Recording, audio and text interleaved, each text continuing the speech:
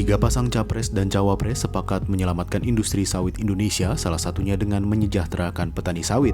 Hingga kini sawit masih menjadi salah satu tulang punggung perekonomian Indonesia. Berdasarkan data BPS pada Januari hingga Oktober 2023, ekspor minyak kelapa sawit Indonesia menduduki peringkat ketiga ekspor non-migas dengan nilai 20.233 juta dolar Amerika Serikat. Dalam urun rembuk bersama stakeholder sawit nasional yang diadakan harian Kompas di Jakarta, Rabu 17 Januari 2024, tim ketiga capres menyampaikan strategi menyejahterakan para petani sawit. 100% yang data yang muncul adalah di sektor petani kecil. Turun. Nah, sektor petani kecil ini suplai ke Bapak semua di PKS-nya, di pabrik kelapa sawitnya. Ya toh?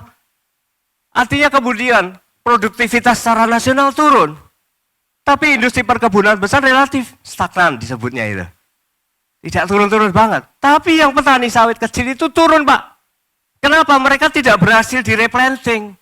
180 sekian ribu hektar itu nggak pernah berhasil. Di tahun ke-9 ini nggak berhasil. Usia pohon mereka udah di atas 30 tahun. Inilah yang menjadi satu visi besar di Mas Ganjar dan Prof. Mahfud adalah mereformasi birokrasi dan mereformasi tata kelola negara ini.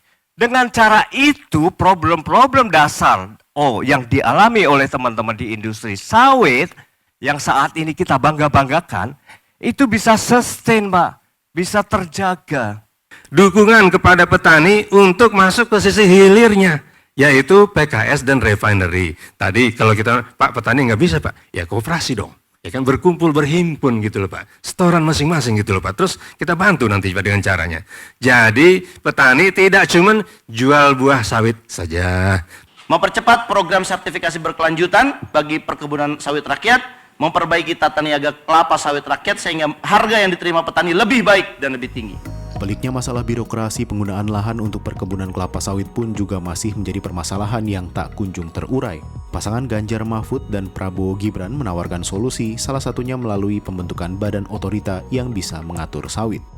Reformasi kebijakan pengelola sawit nasional yang ditargetkan untuk mengatasi kelemahan yang saat ini ada. 1. Meningkatkan produksi dan produktivitas. Itu urusannya BPDPKS bukan? Bukan. Nah, kalau kita akan taruh di Kementerian Pertanian, yang teriak menteri yang lain. Kalau kita taruh itu di Kementerian ATR, BPR, yang teriak kementerian yang lain. Betul nggak? Maka bentuklah sebuah badan atau mereform BPDPKS itu menjadi sebuah badan yang memiliki kewenangan, yang memiliki sebuah scope of control yang lebih tinggi daripada sekedar juru bayar, juru tagih.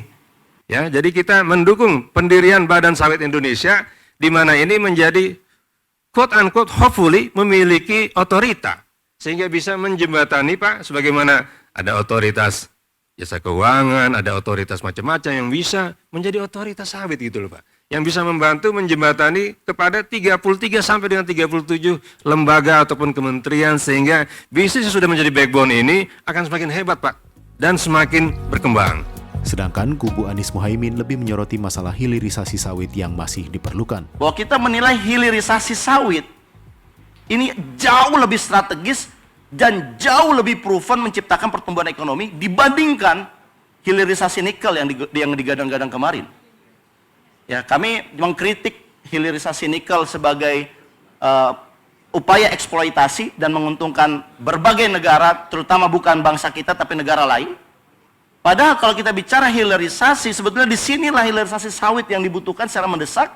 Yang tadi kita proyeksikan bahwa sawit produksinya tetap berjalan, tetapi harga pasar global akan turun, permintaan juga diprediksi tidak sebaik tahun-tahun sebelumnya, dan ini harus ada satu langkah antisipasi. Makanya saya kira implementasi biodiesel harusnya dipercepat.